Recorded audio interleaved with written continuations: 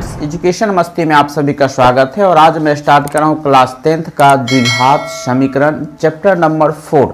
इस chapter number 4 में आज हम लोग देखने जा रहे हैं कि द्विघात समीकरण को हम कैसे पहचानेंगे, द्विघात समीकरण फिर क्या होता है और ये कितने प्रकार के होते हैं, इस सब के बारे में आज हम जानेंगे। तो सबसे पहले हम स्टार्ट कर रहे हैं, द्विघात समीकरण होता क्या है, पहले इसके बारे में हम जान रहे हैं।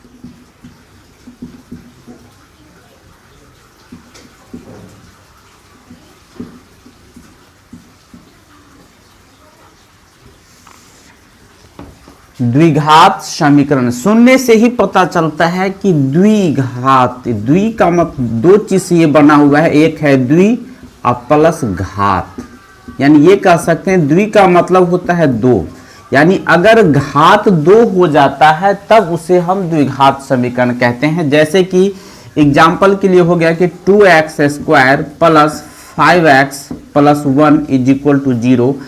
इस समीकरण में हम देख रहे हैं कि इसका घात कितना है, तो हम देख रहे हैं कि इसका घात 2 है, यानी दो घात हो तो उसे हम द्विघात समीकरण बोल देंगे। इसका स्टैंडर्ड फॉर्म जो होगा ये होगा मेरा ax² plus bx plus c is equal to 0, जहां कंडीशन है कि a is not equal to 0, यानी ये कह सकते हैं कि वैसा समीकरण जो ax² plus bx plus c is equal to 0, जहां a is not equal to 0 के रूप में होता था, और क्या हो a b और c ये तीनों चीज जो है ये वास्तविक संख्याएं होनी चाहिए, वास्तविक संख्याएं होनी चाहिए। यानी पहली बात तो a का मान 0 नहीं होनी चाहिए, ये तो डेफिनेट है, और उसके अलावे a b c वास्तविक संख्या होनी चाहिए। अब रही बात कि a का मान 0 क्यों नहीं होना चाहिए, आखिर किस कारण से a का मान 0 नहीं होना चाहिए। तो a का मान 0 नहीं होने का सबसे बड़ा रीजन है कि इन केस अगर a का मान 0 हो जाता है, मान लेते हैं थोड़ी देर के लिए कि यदि a इज इक्वल टू हमको 0 हो जाए, तो अगर जो ही a का मान 0 हो जाएगा इसका मतलब हो गया कि मेरा ये टर्म 0 हो जाएगा, और जब ये टर्म 0 हो जाएगा तब मेरे पास क्या बचेगा कि bx प्लस c बराबर 0 हो जाएगा, और जब ये bx plus c is equal to 0 हो जाएगा इसका मतलब है कि इस समीकरण का घात 2 नहीं होके 1 है, इसीलिए एक घात वाले समीकरण यानी रैखिक समीकरण बन जाएगा, और हमें लेना है द्विघात समीकरण। इसीलिए a का मान कभी भी 0 नहीं होना चाहिए, यानी ये कह सकते हैं कि हमेशा a का मान ही नहीं, कभी कभी आपको ऐसा होगा कि दे देता है क्वेश्चन में, दे देता है कि cx² plus dx plus e is equal to 0। अगर ये द्विघात समीकरण अगर है तो इसमें क्या नहीं 0 होना चाहिए, तो इसमें हमें c का मान 0 नहीं होना चाहिए। यानी आपको याद रखना है कि x² का गुणांक जो होगा वो कभी भी 0 नहीं होना चाहिए, तभी द्विघात समीकरण वो बन पाएगा, अन्यथा नहीं बन पाएगा। यानी ये फिर से मैं एक बार बता दूं कि द्विघात समीकरण होने के लिए x² का जो गुणांक होता है उसका मान कभी भी 0 नहीं होना चाहिए। ठीक है, एग्जाम में होता क्या है कि बार बार कभी कभी ऐसा पूछ देता है कि निम्न में कौन द्विघात समीकरण है, तो हमें द्विघात समीकरण छांटना पड़ता है। तो छांटने के लिए हम लोग क्या करेंगे, सबसे पहले देखेंगे कि क्या वह अपने स्टैंडर्ड रूप में है। ये जो इसका स्टैंडर्ड फॉर्म है ax² plus bx plus c is equal to 0, क्या वो इस रूप में है कि नहीं है। अगर ये इस रूप में है तो हम इसको द्विघात समीकरण बोल सकते हैं, अगर ये स्टैंडर्ड फॉर्म में नहीं है तो हम उसको द्विघात समीकरण नहीं बोलेंगे। कैसे, वो थोड़ा सा हम लोग देख लेते हैं। कुछ एग्जाम्पल जो एग्जाम में बराबर पूछा जाता है कि निम्न में कौन द्विघात समीकरण है, कौन द्विघात समीकरण नहीं है, इस बारे में कुछ डिस्कस हम लोग कर रहे हैं। द्विघात समीकरण का स्टैंडर्ड फॉर्म जो मेरा हुआ कि ax² plus bx plus c is equal to 0, जहां कंडीशन है कि a is not equal to 0। अब रही बात ऑब्जेक्टिव में कभी कभी पूछ दिया जाता है कि जैसे कि 5x² plus 1 is equal to 0, क्या ये द्विघात समीकरण है, हम बोल सकते हैं बिल्कुल ही है। दूसरा एक और एग्जांपल ले लेते हैं, क्योंकि इसका पावर यानी घात 2 है। दूसरा एग्जांपल ले लेते हैं कि cx² plus dx plus f is equal to 0, जहां c इज इक्वल टू है 0। क्या ये द्विघात समीकरण है? मेरा जवाब होगा नहीं, क्योंकि एक्स स्क्वायर का जो गुणांक है c, यहां लिखा हुआ है c का मान 0 है, जबकि हमें पता है कि द्विघात समीकरण के लिए एक्स स्क्वायर का गुणांक कभी भी 0 नहीं होना चाहिए। ये मेरा द्विघात समीकरण नहीं है। फिर एक और छोटा सा एग्जांपल कि x प्लस 1 का whole square is equal to x square. अब ये कोई दे दिया, अब इसका पावर देख के, इसका पावर देख के हम डायरेक्ट नहीं कह देंगे कि ये द्विघात समीकरण है। अगर हमको ऐसा मिलेगा तो हम क्या करेंगे, सबसे पहले इसको तोड़ के देखेंगे, तो एडजस्ट करके देखेंगे, इसमें हम इसका फॉर्मूला लगा के देखेंगे और इसके स्टैंडर्ड फॉर्म में लाने का प्रयास करेंगे। देखिए लाते हैं कैसे। ये हो गया मेरा a प्लस बी का होल स्क्वायर, तो फॉर्मूला होता है A square plus 2ab plus B square is equal to हो गया एक्स स्क्वायर। एक्स स्क्वायर से एक्स स्क्वायर मेरा कैंसिल हो गया, बच क्या गया यहाँ पे 2x plus 1 is equal to 0। अब देखिए क्या ये 2x प्लस 1 इसका घात 2 है, द्विघात मतलब हमें 2 घात चाहिए और इसका घात है 1, मतलब ये द्विघात समीकरण नहीं है। फिर एक और छोटा सा एग्जांपल हम ले लेते हैं कि x प्लस 2 का whole cube is equal to x cube. अगर हम इसको देखें तो क्या ये द्विघात समीकरण है? फिर हम इसको सॉल्व करके देखेंगे और इसको स्टैंडर्ड फॉर्म में लाएंगे, एकदम सिंपलेस्ट फॉर्म में, एकदम छोटा रूप में लाएंगे, तब देखेंगे क्या हमें पता चलता है। अगर इसको हम एडजस्ट करते हैं तो ये मेरा हो गया a प्लस बी का होल क्यूब। तो a प्लस बी का होल क्यूब का फॉर्मूला a क्यूब यानी a cube plus 3a square b plus 3a b square plus b cube is equal to हो गया एक्स क्यू। एक्स क्यू से x cube मेरा cancel हो गया, क्या बच गया मेरे पास, 2 दूना 3 दूना 6, तो 6x स्क्वायर, फिर 2 दूना 4 तिया 12x प्लस 8। अब आप देख सकते हैं कि ये स्टैंडर्ड फॉर्म में आ चुका है।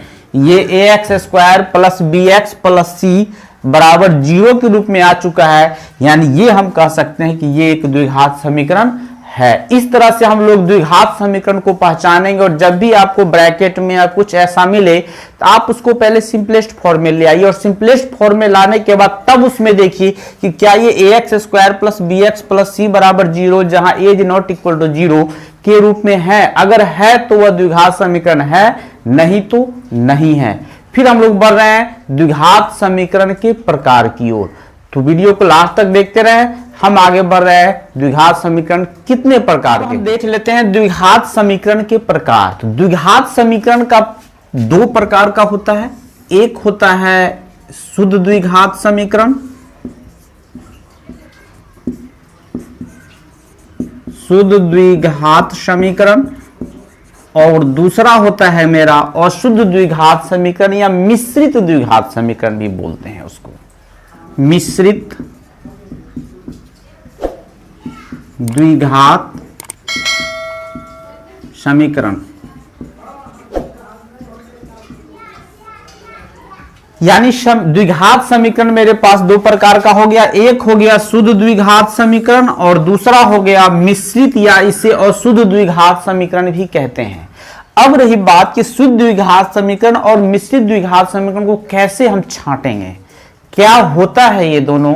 हम पहले ये बता दें कि आपको कि द्विघात समीकरण जो था मेरा, इसका स्टैंडर्ड फॉर्म था मेरा ax square plus bx plus c is equal to 0। Condition था मेरा कि a is not equal to 0, यानी ये द्विघात समीकरण का मेरा स्टैंडर्ड फॉर्म था। और इस फॉर्म में से ही हमको पता चल जाए कि अगर b का मान अगर 0 हो जाए, यानी a is not equal to 0, हम कह सकते हैं कि a is not equal to 0 तथा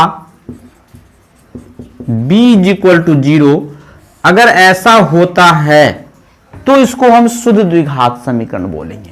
यानी हम क्या कह सकते हैं कि वैसा द्विघात समीकरण जिसमें x का गुणांक, न कि x स्क्वायर का गुणांक और न ही अचर पद, यानी x का गुणांक अगर 0 हो जाता है तब उसे हम शुद्ध द्विघात समीकरण कह सकते हैं। यानी ये कह सकते हैं कि यदि ax square plus bx plus c बराबर 0 जहां a is not equal to हो 0 तथा b इज इक्वल टू हो 0, तो उसे हम शुद्ध द्विघात समीकरण बोलेंगे।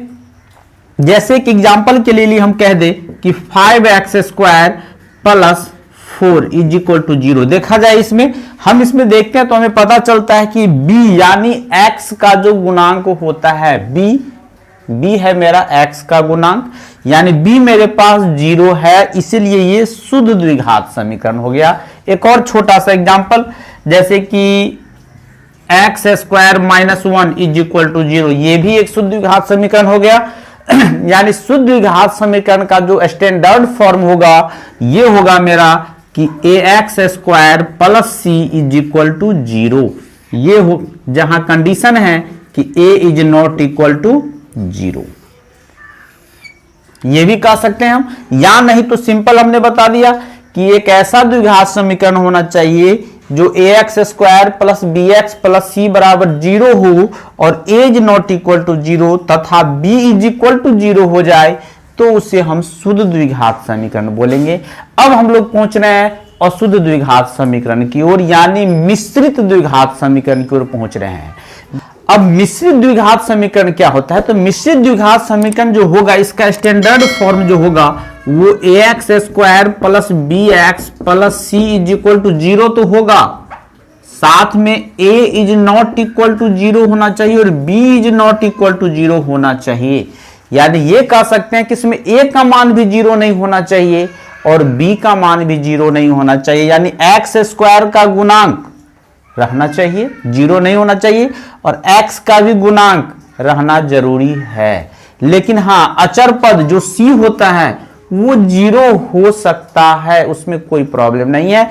जैसे कि मैं बता दूं कि इसमें c इज इक्वल टू 0 हो भी सकता है या c is not equal to 0, ये भी हो सकता है, दोनों में से कोई भी काम हो सकता है। यानी अचर पद हो भी सकता है और अचर पद नहीं भी हो सकता है। जैसे एक छोटा सा एग्जांपल मैं कह दूं कि 5x² plus 2x plus 1 is equal to 0। अगर इसको हम देखें तो इसमें a is not equal to 0 है, यानी x² का गुणांक जो है वो मेरा 0 नहीं है, बिल्कुल सही है। फिर हमको b चाहिए, 0 के बराबर नहीं होना चाहिए, और b मेरा क्या होता था? तो b मेरा होता है x का गुणांक, और x का गुणांक क्या नहीं होना चाहिए? 0 नहीं होना चाहिए। यहाँ x का गुणांक मेरे पास 0 नहीं है, और फिर देखना है कि c का मान 0 हो भी सकता है और c का मान 0 नहीं भी हो सकता है, यानी कुछ भी हो सकता है। तो c का मान यहाँ देख रहे हैं 1 है, यानी ये हो गया मेरा मिश्रित द्विघात समीकरण। एक और छोटा सा एग्जांपल कि 6x² plus 9x is equal to 0। इसमें हम देख रहे हैं कि a का मान 0 के बराबर नहीं है, a है, और b का मान 0 के बराबर नहीं है, बिल्कुल ठीक, और c है ही नहीं, यानी c का मान मेरे पास 0 है, यानी ये हो गया मेरा मिश्रित द्विघात समीकरण। यानी फाइनली हम इस बात पर पहुंच पाए कि अगर b का मान 0 हो जाता है तो उसे शुद्ध द्विघात समीकरण कहते हैं। अगर b का मान 0 नहीं होता है तो उसको हम लोग अशुद्ध द्विघात समीकरण या मिश्रित द्विघात समीकरण कहते हैं। यानी ये हो गया मेरा कि अगर ये ax² plus bx plus c is equal to 0 और a is not equal to 0, a का मान तो 0 हमें किसी कीमत में नहीं चाहिए, क्योंकि a जो ही 0 होगा वो एक घात वाला में बदल जाएगा। अब रही बात कि अगर ऐसा है तो अब देखना है कि देखें आप कि अगर b इज इक्वल टू अगर 0 हो जाता है तो ये शुद्ध द्विघात समीकरण हो जाएगा, ये शुद्ध द्विघात समीकरण हो जाएगा। अगर b is not equal to 0 होता है तब इसको हम लोग मिश्रित द्विघात समीकरण बोल देते हैं। यही दो बातों को याद रखना है कि अगर b 0 हो जाए तो शुद्ध द्विघात समीकरण, अगर b 0 नहीं होता है तो उसको अशुद्ध मिश्रित द्विघात समीकरण या अशुद्ध द्विघात समीकरण बोलेंगे। और उम्मीद है कि ये वीडियो आपको अच्छा लगा हो। अगर हमारा वीडियो आपको अच्छा लगे तो हमारे वीडियो को लाइक करें, शेयर करें, और चैनल पे नए हैं तो हमारे चैनल को सब्सक्राइब करें। फिर हम मिलते हैं नेक्स्ट वीडियो में। धन्यवाद।